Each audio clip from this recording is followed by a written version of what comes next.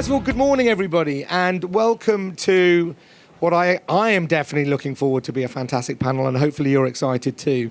I've been doing panels for many years, as you can see, sort of from my age, and it is very, very rare that I get excited about a panel. And we've all probably been to panels where we just rock up, say a few things here. But I am super excited about today's panel, both for the topic and also obviously the caliber of panelists who will introduce themselves in a second. And I can see from the very high female contingent in the crowd that you thought, what a sexy bunch of guys. This is obviously the place to be, but... Or maybe they came for me. Yeah. Oh, well, actually, no. Absolutely, absolutely. I would have come for you, Meredith, anyway, so it's kind of...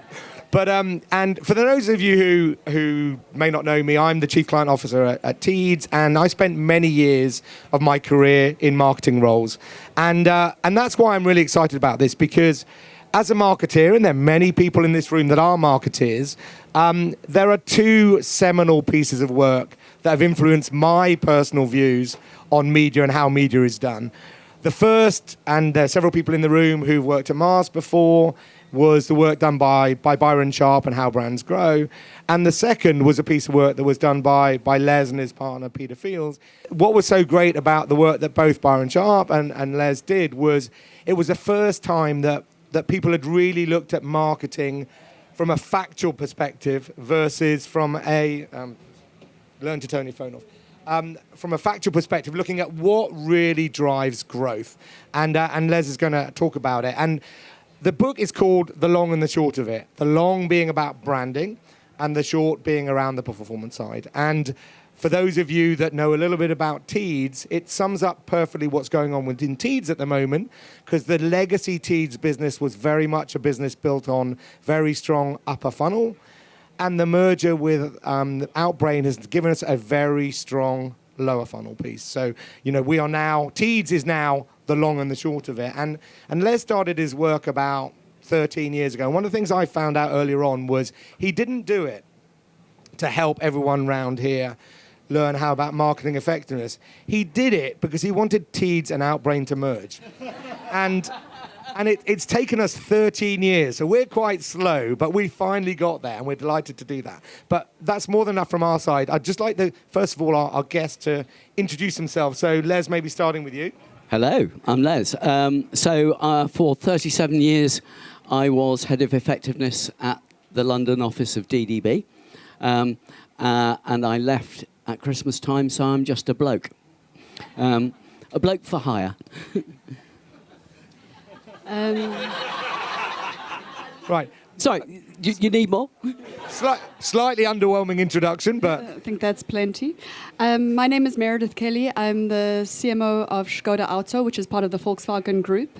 I've been in automotive for the past 10 years. Prior to that, I grew up in the FMCG world, Unilever. I spent a long time on chocolate at Cadbury, Colgate. So gone from the dark side to the even darker side, and it's a crazy ride in automotive at the moment. Hello, I'm Simon Peel. Thank you very much for coming. I am the ex-VP of Global Head of Media at a company called Haleon. We have some lovely colleagues from Haleon here today, which was GSK's consumer healthcare division, in case you don't know. And then prior to that, I was the Global Head of Media at Adidas for a number of years, which is why I've been asked to come onto the panel and talk about attribution modeling, I think. Prior to that, I was at agencies for a number of years as well. I'm Mike Law. I'm the CEO of Cara across North America. I've been there starting in the 8th grade for 25 years. It's an early start. But yeah, I've been there for 25 years. I grew up on the investment side of the business and took on this Cara CEO role just about 3.5 years ago. It's nice to see some friendly faces. So thank you, everybody, and a fantastic group of panelists, which you will hear some wonderful words of wisdom. I'm going to start with the bloke at the end, because some of you have come to hear what he says. So certainly, and I certainly have come to hear him. So my first question to you is, for those of you that don't know your work that well, and some of those that have maybe skim read it and therefore think they know what you did, if you could just explain a little bit how you came about writing the book, what some of the key things and findings were, that'd be fantastic. I'll sum up my life's work. First of all, you've underestimated the task because we started it about 20 years ago, 19 years ago. So Peter Field, who, although he's my partner, we're not actually married, my writing partner. Peter Field and I, 19 years ago, started looking at a database called the IPA Databank, which is a fantastic database of thousands of effectiveness case studies that outlines in exquisite detail the budgets, the strategies, the metrics used to track effectiveness, and the actual business results for thousands of campaigns. I don't know of any other database in the world yet that has that level of detail, although some are coming, I believe. What it allowed us to do was basically say, in hard business terms, in terms of sales and profit, what works and what doesn't, and how does it work? And one of the reasons our industry has been hobbled over the years is that we have measured things which are only loosely connected to business success. Commercial advertising is about making money. It's not about driving awareness. It's not about shifting image. It's not about getting clicks or anything. It's about cash flow and profits and return on investment and share price and market share and those hard business metrics, and that's what we looked at. So we started that in 2006, and we published our first analysis on that in 2007. The long-forgotten book, and I have to pause at this point to say it properly, it's called Marketing in the Era of Accountability. Title's not my strong point. And we discovered that some of the things that people thought about how advertising worked, some of the things that we believed about how advertising worked were just plain wrong. For instance, we realized that primarily advertising is not a communications mechanism. It does not primarily work by telling people things about your brand. It works primarily by making people feel things about your brand. I think it's really important to understand that for most of your budget, you are not trying to communicate any proposition, any facts. And it's not a communications mechanism, it's a training mechanism. It's Pavlovian conditioning of people's emotional responses to your brands and products. That was a huge shock to us. And then in 2013, we wrote the second book, the one that everyone remembers, The Long and the Short of It, where what we did was we looked at the short and long-term effects of advertising. We discovered actually that the short-term effects are much more rational. There is a role for rational communication, but it's these long-term effects that are emotional. They're the main driver of growth and sales and profit. So it's called The Long and the Short of It because on the one hand, you have these long-term brand building, which is not rational, it's not communications, it's emotional conditioning, and that is the main driver of your profit and your growth and your sales. And then the smaller role for performance marketing, which is more rational and functional. And once you understand this distinction between long-term and short-term, I think it's fair to say that for a lot of people, this has allowed things to kind of click into place, that you have two jobs to do. The small job is short-term selling, and the big job is long-term brand building. And so, given that all the evidence showed that, why do people do what they do? Okay, so one of the conclusions that came out of the book was that if you want to make more money than anyone else, you should allocate the bulk of your communications budget to brand building, to the long term, and a smaller proportion to the short-term performance. Typically about 60-40, but it varies by brand and category and so forth. Many people don't do that. So many people are hooked on short-term performance. And that's a really great way to fuck your business up. And Simon is going to, I think, talk about that. Absolutely. So that's a perfect thing. Now, many of you may know Simon as a visionary, an intelligent guy, even a nice guy, but he did really fuck it up once. So, or once that I know of, it might be more actually. Halion, you can tell us. But Simon, would you like to tell us your experience? Well, I feel like I'm taking the responsibility for a whole organisation.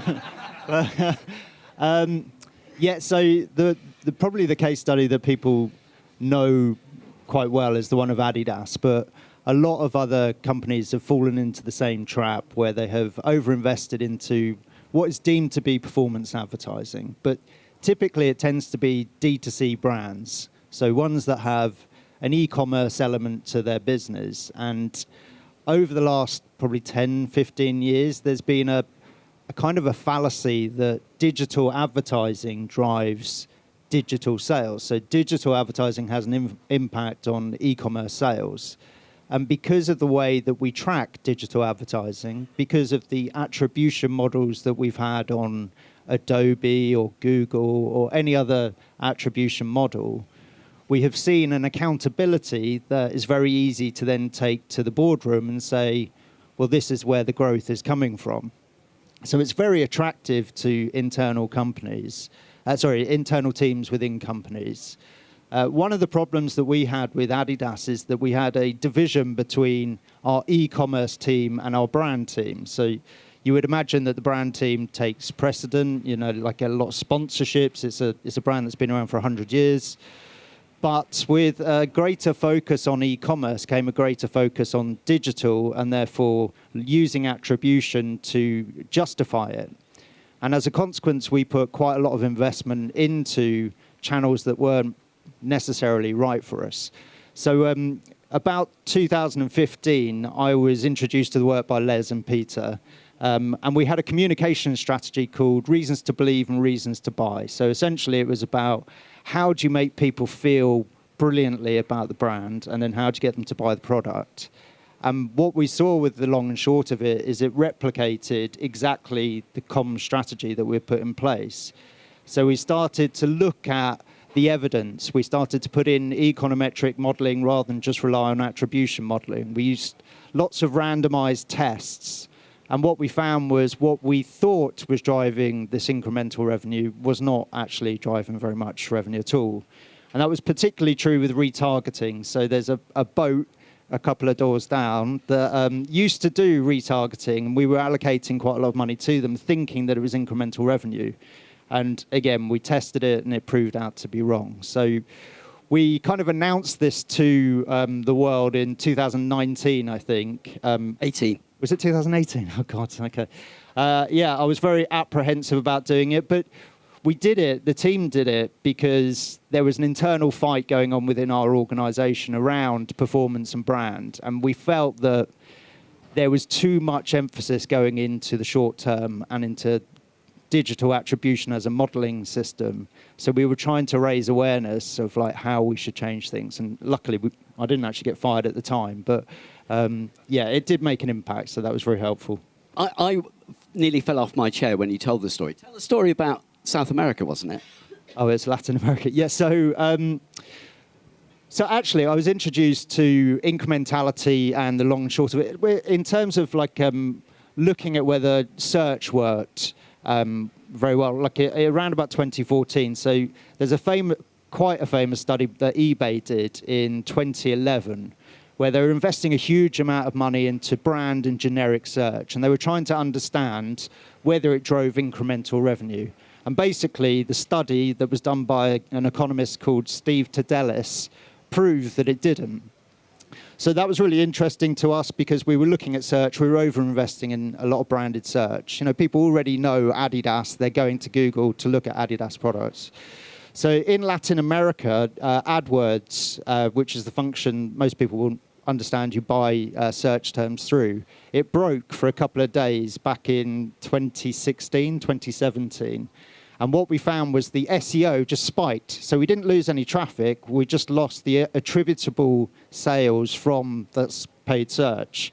And then about 6 months later, it broke for a week. and the same pattern recurred. So these are natural experiments that showed in this instance that the branded search wasn't necessarily helping us. But we did have a very strong brand, to be fair. Can I tell the story the way I tell your story? Of course, go ahead. They turned Google off and fuck all happened. That's the short of it. Excellent. And it comes back to one of the bits about, you get what you measure and some of the problems with measurement. And my favorite story about last click attribution is, it's an English story, so indulge me if you're not from the UK, but an English guy goes to the pub and he has a drink, a pint of lager. He goes to another pub and he has another pint of lager. And being an Englishman, he has probably 15 pints of lager. And on the way home, he's staggering a bit and he's really hungry. So he has a slice of pizza. And he wakes up in the morning feeling absolutely awful. And he goes, it must have been the pizza. And that, for me, is, a fantastic description of how one needs to look much broader than just, and how measurement can actually lead to the wrong kinds of behaviors. Sorry, you're going to say something? Hands up who uses attribution to measure effectiveness, okay? Now, it's not useless, but it is deeply, deeply flawed. And if you're using it to measure financial ROI, then the numbers are wrong, deeply wrong. So I have another version of your pizza, better one. Pizza and Pints story. But so I use John Lewis because, of course, the best advertising, in Britain of the last... After VW. Yeah. No, actually. John Lewis... Imagine if John Lewis measured the effectiveness of their various touch points by looking at traffic. They would probably conclude that the main things that were driving their business were the doors onto Oxford Street and the tube. Because that's where, if you had a multi-touch point attribution model, that's where the customer journey goes. Is that what makes people go to John Lewis? TFL, or the fact that there's a door on Oxford Street. No, that's just the way they go in. That's your paid search, Adidas in Google. It's just the door onto Oxford Street. It's not driving any traffic, it's taking people in. So there is a value in looking at attribution modeling to measure the relative efficiency, the ease with which the doors open, how well lubricated they are. It is not measuring ROI at all. And if you are using attribution modeling to measure ROI, you are being either naive or you're being defrauded by a certain large company. Or you're just not set up correctly. Like a lot of it is also about internal structures. And I think a lot of performance teams nowadays get a lot of shit for, overly focused on an attribution. But at the same time, they have been put in place to deliver against that. So I think it's slightly softer. I like your...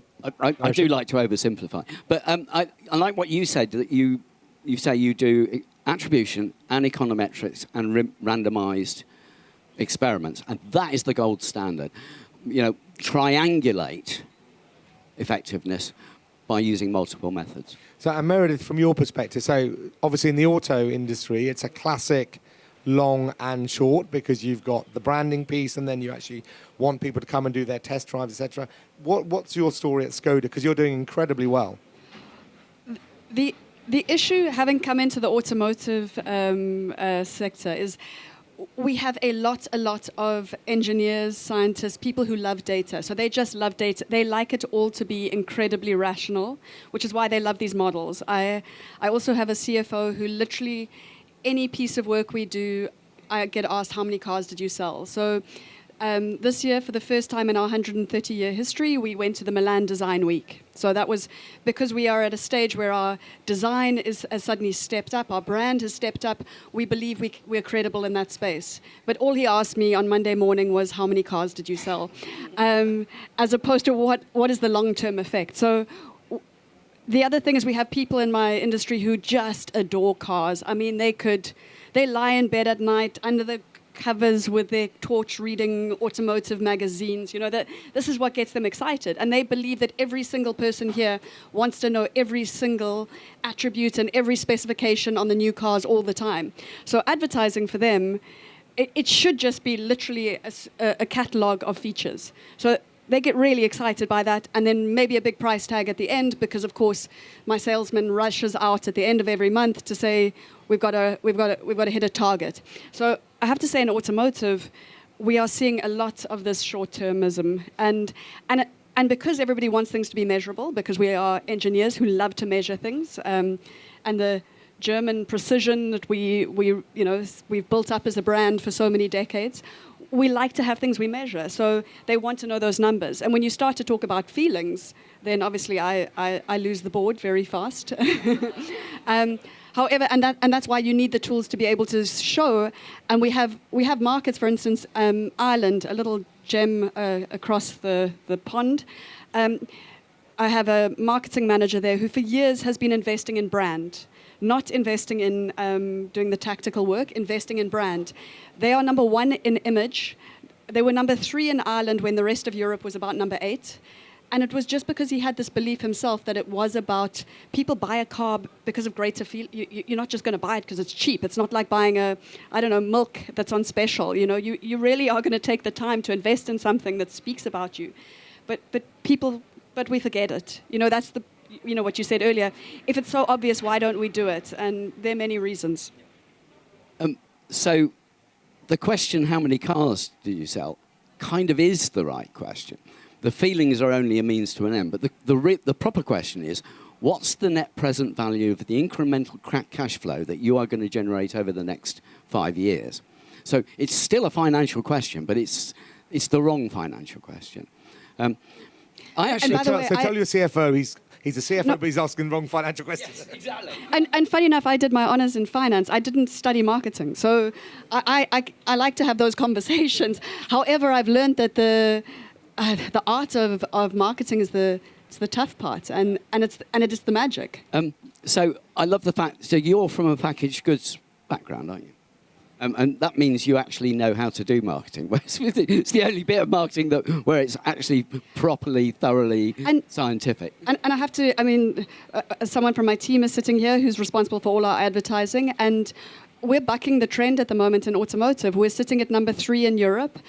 Year to date, we're ahead of BMW in sales. And this little Czech brand that was the ugly duckling of the Volkswagen Group has suddenly risen. And it's because we're doing the basics right, which works. The risk of hogging the microphone. So I kind of know this story from the other side of the coin, because I worked with Volkswagen on the Volkswagen brand at DDB from 1990 onwards. So I couldn't tell this story until Christmas time, because I would have got fired, but now I'm just a bloke. Back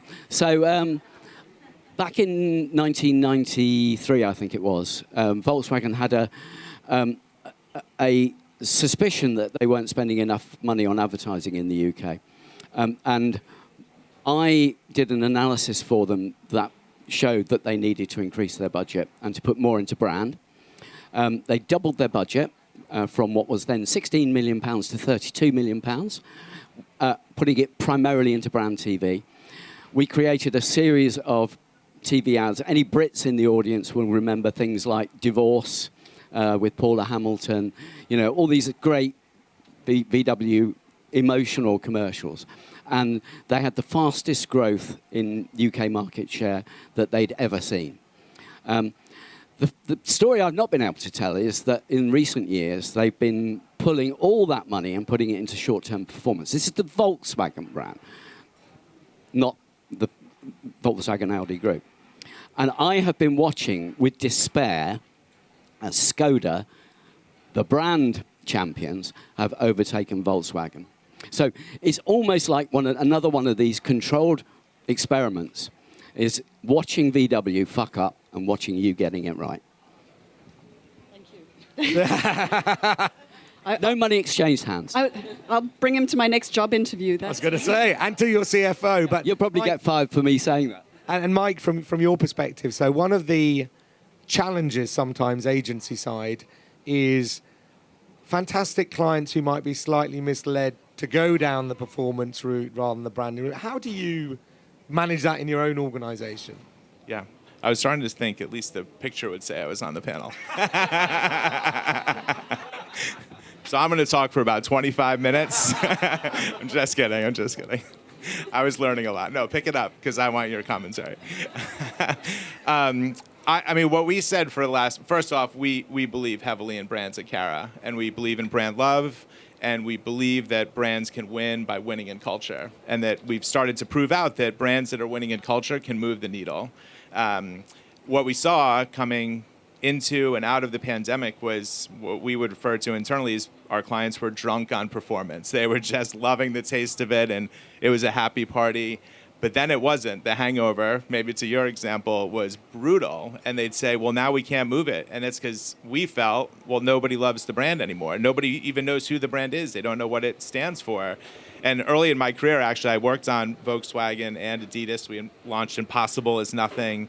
And I was asked questions then about, should we do 30-second ads or 60-second ads or 15-second ads? Or when we relaunched the Beetle in 1999, like it wasn't about the length of the message. It was about what the story was telling and how people started to say, oh, I relate with that brand. I relate with the athletes. I'm feeling that emotion, and then I want to be part of that experience. I want to wear those shoes. I want to drive that car, because I think for cars especially, it's status, right? It says so much about who you are, and I think probably the same for sneakers. Like it's your identity. I'm sure there's a lot of people that you could walk around and be like, oh, that person always wears those amazing Adidas, or it's how they represent themselves. So it's the number one question we're asked from our clients. Help me make the argument to my CFO as to why I need to invest in brand, because they're seeing the output of performance, but they don't see in the short term the output of brands. But I think when you invest in brand, it actually can turn the dial very quickly. And you're just about to kick off a whole new program on that, I think. Yeah, we've got a project Can I say it? Have you started it? Yeah, I mean, why not? Okay. I mean, we'll say it loud enough for the boats. Yeah, it's called Brand Reset, and it's very similar to what we launched about 8 years ago around the attention economy, with just this theory that at that time that attention was a better definition of viewability, and it was really about engagement and eyes on screen and people engaging in commercial time and what they were thinking about. Brand Reset is a similar idea that it is about bringing brand to the front of the conversation, and that performance will be an output of brand love, and that if you can drive that upper funnel metric, that the lower funnel will follow. So we've been doing some amazing research. Les is involved in it in a little bit of a way. Shh.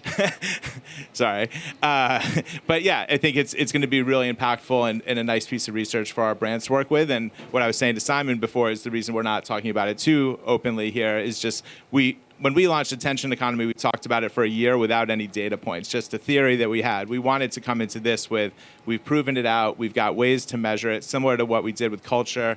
Cultural EQ allows us to actually measure the impact of brands moving in culture and the business that comes along with it. So yeah, we're really excited about it. And in the spirit of not spilling any beans at all, but I believe Teeds performed quite well in your new piece of research. Yes.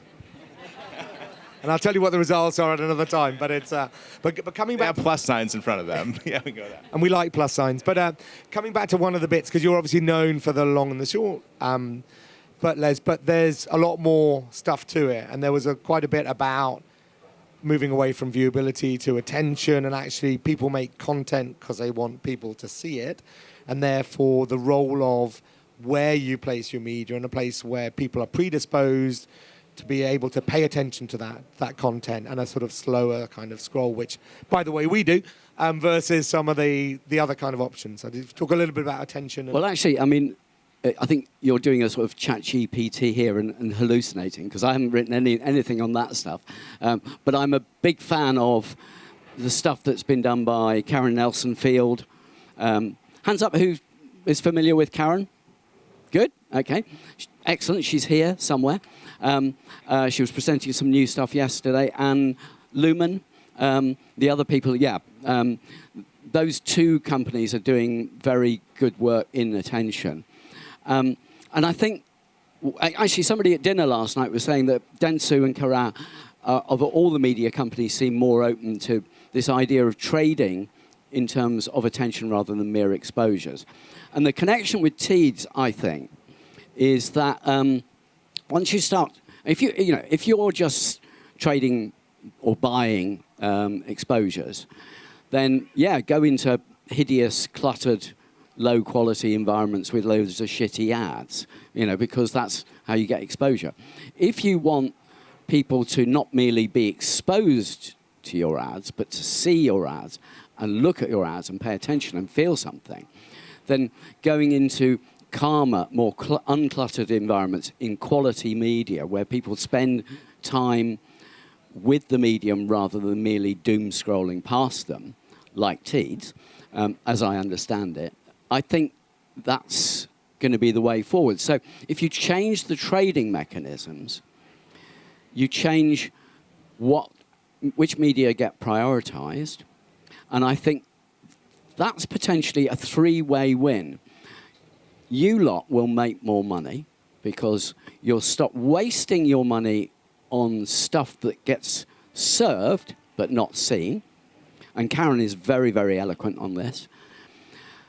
Ordinary people will have a better life because rather than doom scrolling past swathes of shitty ads that really fuck them off, they'll actually go back to the experience of, what it used to be like reading Vogue or Condé Nast Traveller, where you actually, where the ads are part of the enjoyable experience.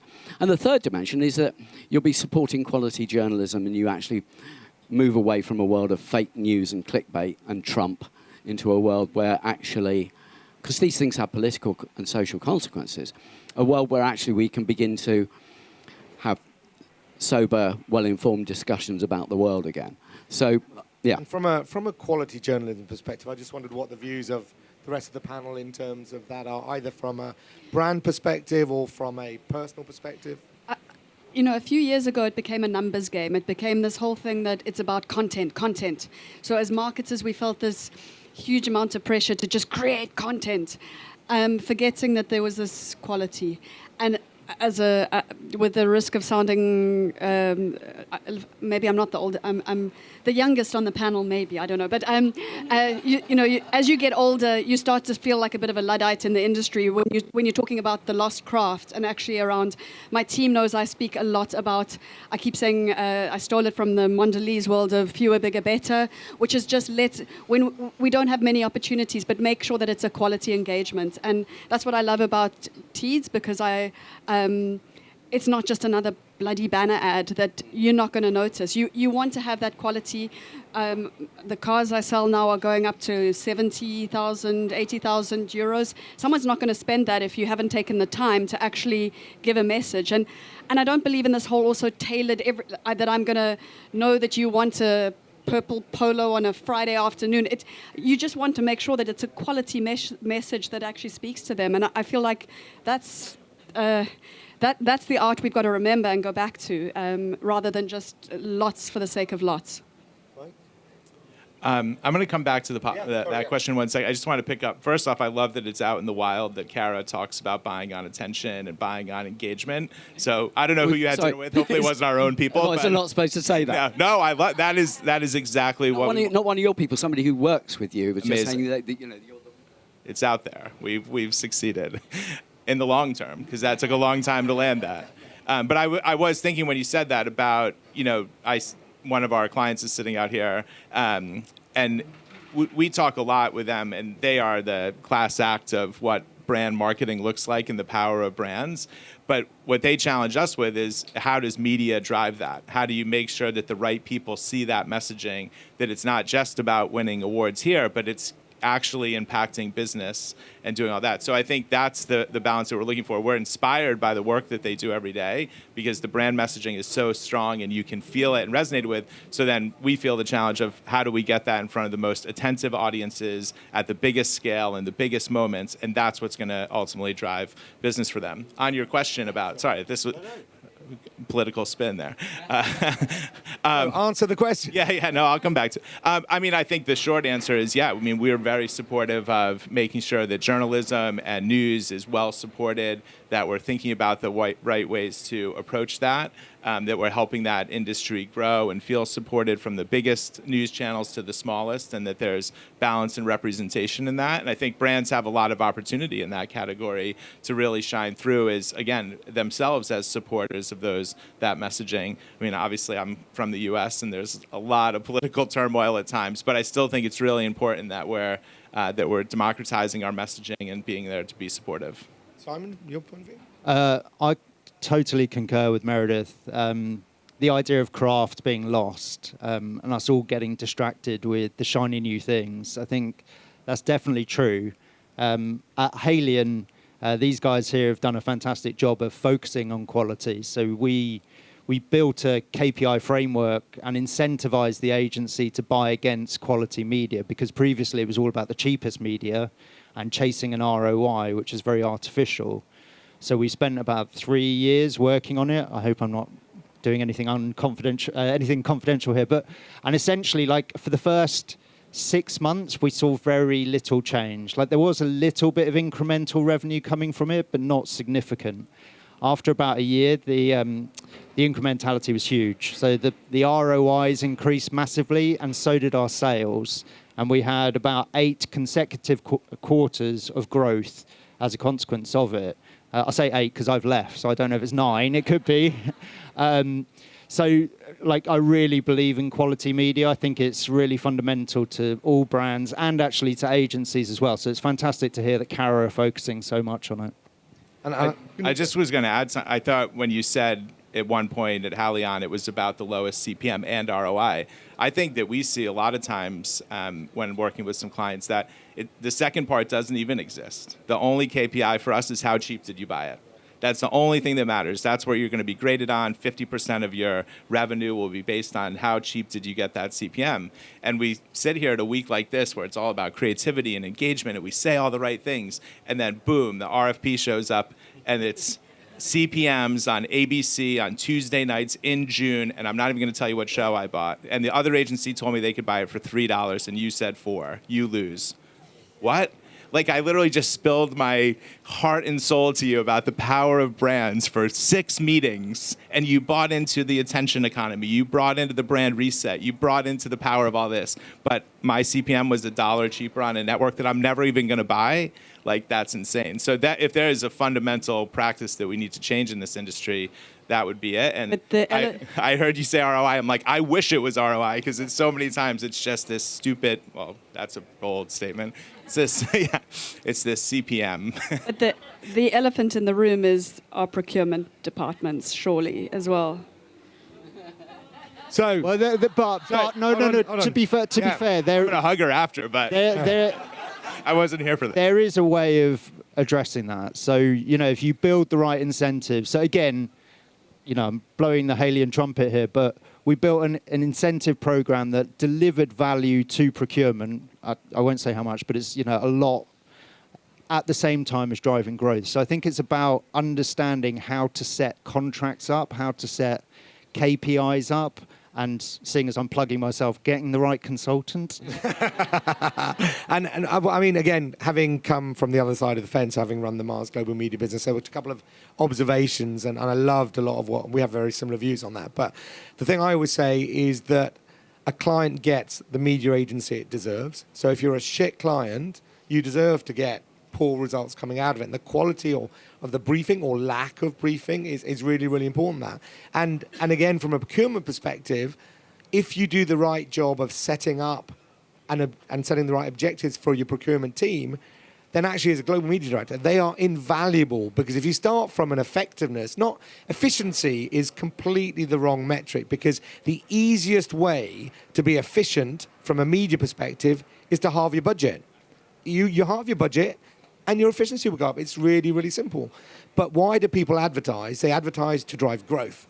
And if you're not driving growth, you're a cost. And if you're a cost, you get cut. So, you know, that whole thing that is so blindingly obvious, but I see it so much now sitting on the other side, is incredible. And the other thing that I notice, again, being on this side of the fence, is the amount of silos. You talked about the procurement silo, but, you know, we have been doing a lot of work with all of our partners in terms of breaking down the silos between creative, data, and measurement.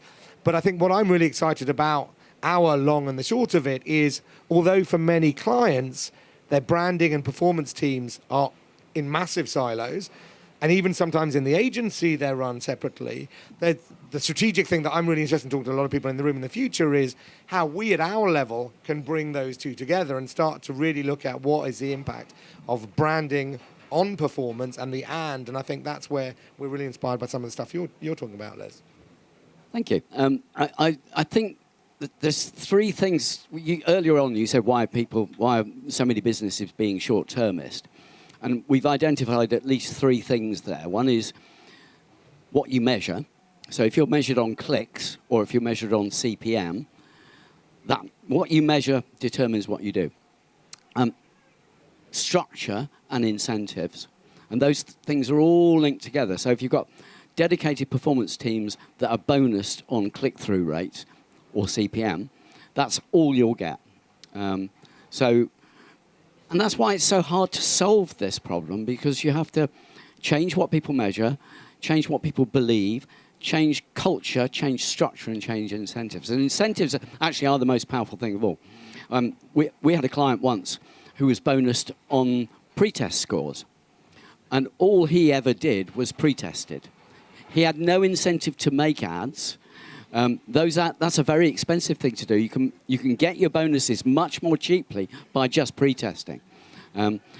Incentives are probably the most powerful thing. And Meredith, I'm interested in coming down to the thing about breaking down the silos. I talked about branding and performance, but also sometimes some of the challenges in your role between global and local, and the pressures that global have versus local, and vice versa, and how you address those to try and get the balance right between the long and the short of it.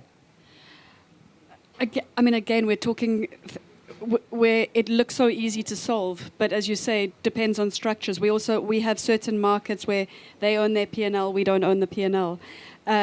So then the answer is it's about it's a long game, not a short game. It's about and a lot of what we also talk about, the same things it's about building capability in those markets, building understanding, so that it's about showing best practice so that people can see what works elsewhere and having the belief. Because what I also love in this increasingly tech and digital world is it still comes down to the people. When I have an excellent person in a market who is able to influence performance, it still works. And so you still need to carry on and trying to build that belief. And you talk about culture. It's about building these kind of, again, I referred back to that Ray in Ireland. He calls the Škoda team there a cult, which I love, because he says you want to be part of the cult, which is like the brand. Again, it's about a mindset, a belief, and it's about building these, this kind of way of working. We're also lucky. Why it's working for us in this massive Volkswagen group that's hundreds and hundreds of thousands of people is we're actually the small brand. We're the tiny ones. So we know each other. We talk to each other. The heads of departments actually like each other, which is really unusual. And it sounds so simple. It works. It's like. Again, it's great when you're sitting on a yacht discussing these things. It seems like it could be so simple to solve, but then you go up a few levels, and then the pressure comes because there's huge pressure in the automotive industry, obviously, with this disruption and masses of cars coming in from the east and all sorts of problems.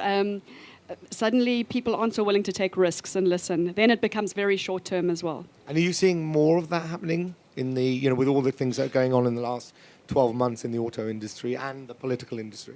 Well, it's absolutely mad what we're seeing. I mean, I went to automotive thinking that'll be fun, right?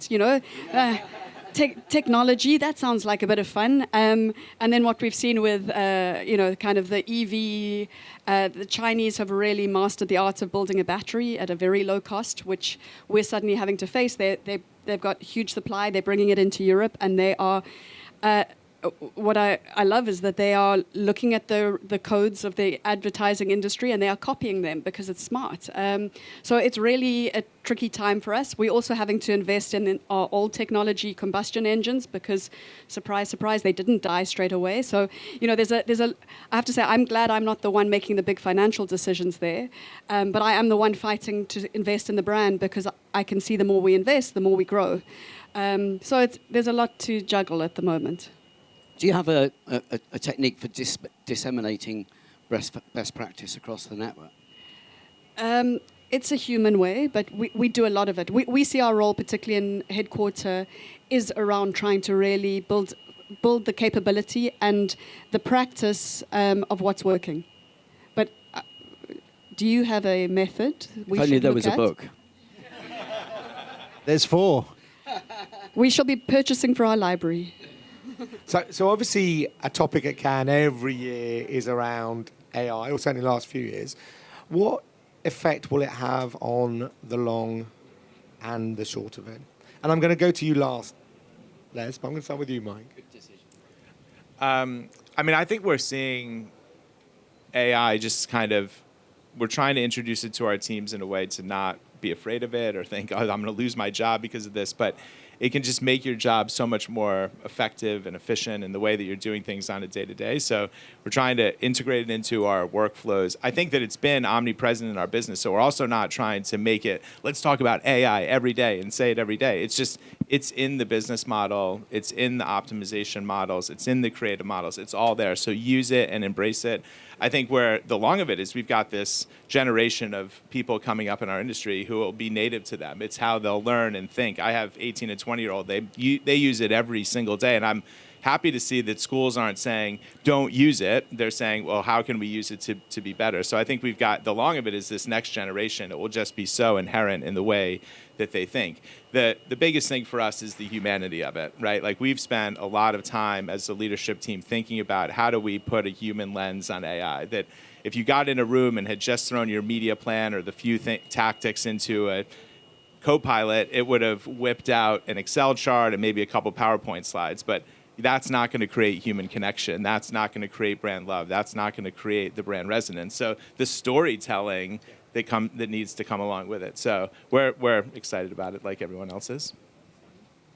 Yeah, all of that. I mean, that was fantastic. I am a little bit scared of it. I think everyone might be a little bit scared of it, and if you're not, maybe you should be. But I like the fear for me for the industry is that it does put more emphasis on the short term. Like delivery is short term, looking at short term spikes, and a lot of the data that feeds AI is inaccurate, and therefore it reinforces that. So I have a little bit of a concern about AI. I really like it. I think it's fantastic and playful, but I think it could, go in the wrong way. In the automotive industry, again, we love tech. So I've got a CEO who says there will be no new process unless it has AI. So there's a push, there's a big push. As the marketing side, I don't want us to lose our critical thinking. And I still believe, I mean, these large learning models, we know how they work. We know what, it's about pushing everything into, I don't want to say the lowest common denominator, but obviously it's not necessarily about the crazy idea, and we still need the crazy idea. So I still want to make sure we've got that. You spoke about humanity. We need to make sure that there's a role for what that human side, but using it, as someone said to me yesterday, use it as a springboard rather than something that's going to actually trip you up. Interesting fact about me. I wrote my master's thesis in AI 40 years ago. I was in the artificial intelligence department in Edinburgh University, which in the early 80s was the leading AI department in Europe. Probably most of you didn't know AI was that old. That was in the second wave of AI hype. The first one was in the 60s. So I've written AI software 40 years ago. I couldn't do it now. I love AI. But anyone who says they know what impact it's going to have on our industry is bullshitting. We're at a point of total uncertainty at the moment. The best you can do is ride the wave. I'm a big fan, but I'm quite glad that I left the industry last Christmas because, the way I think about it, I use AI as a thinking partner. It's like having a very clever person you can talk to and bounce ideas off. And if you're a strategist or a thinker, I think it's incredibly powerful. AI makes clever people cleverer. AI makes low-skilled people able to do medium-skilled jobs. The people who are fucked are the ones in the middle, I think. God, I hope I'm not one of those. So you're all fine. For one reason or another. And then I guess my final question, which often is an end to a panel, which is around one piece of advice or a tip that you would give the audience here in terms of under the broader banner of the long and the short of it, but around the topics that we've discussed today, what would your advice be to people here in terms of how they can make things work together, so the and to deliver the best possible outcomes? Apart from working with this agency, obviously would be the first time. Yeah, there's your advice. I'm just going to say, it's probably a little cliche, but I think being consistent and passionate about what you believe in, I think the consistency of how you deliver this message is really important. I see with some of our clients, again, to the short of it, they just start chasing.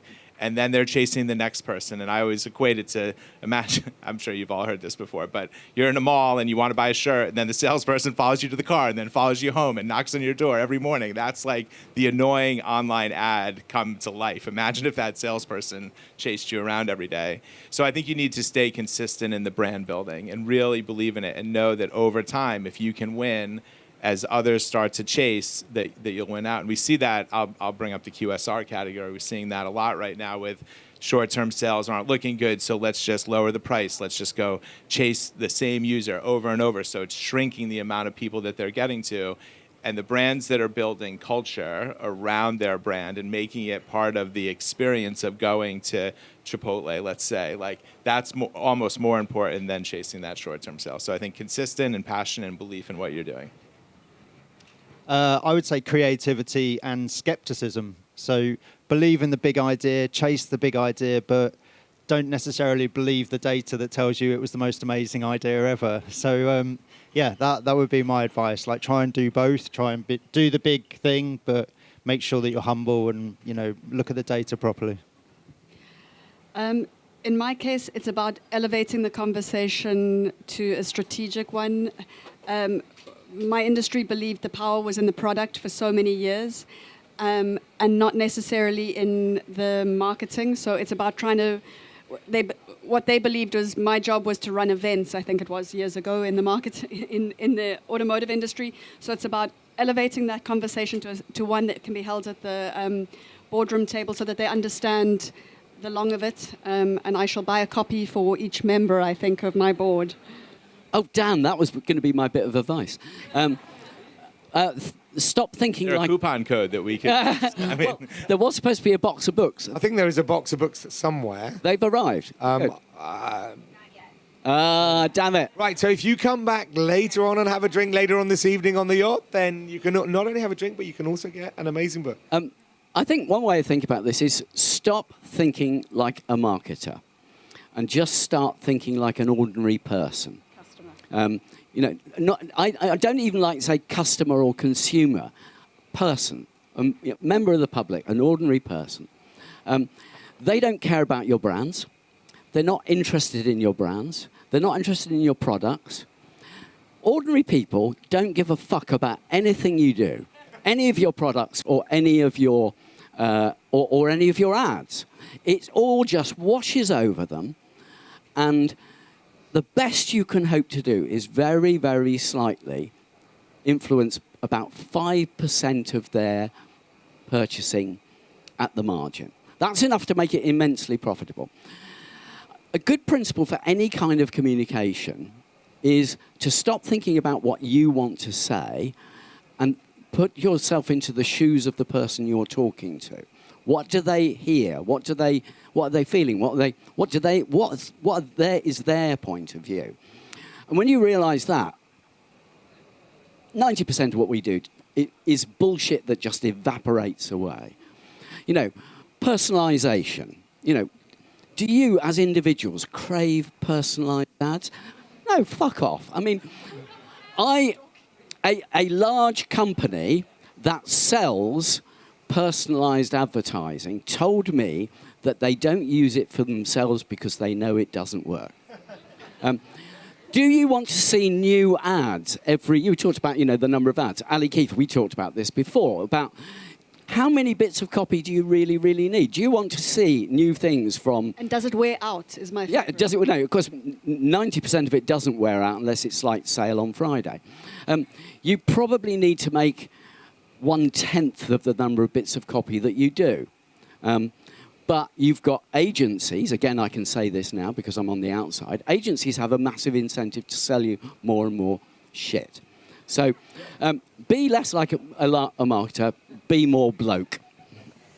Fantastic. And so on behalf of everybody, first of all, you know, I was very excited this morning thinking about the super panel that I have here today, and they've definitely done a brilliant job, from our fantastic Carrot agency person, Simon, who's available at very reasonable rates, not cheap, because we don't do cheap, we do premium quality consultancy. Meredith, who's running an amazing business and really bucking the trend within the Volkswagen Group. And then the bloke at the end, who, again, has inspired a lot of people over the years in the long and the short of it. I'm delighted to have met you. I know a lot, but the rest of you for the very first time. I'm super excited about the journey we're about to go on. We've always done the long, and now we're going to do the long and the short of it. We would love to do some long and some short of it with people around here. And then finally, we'd also love to see you during the course of the next few days.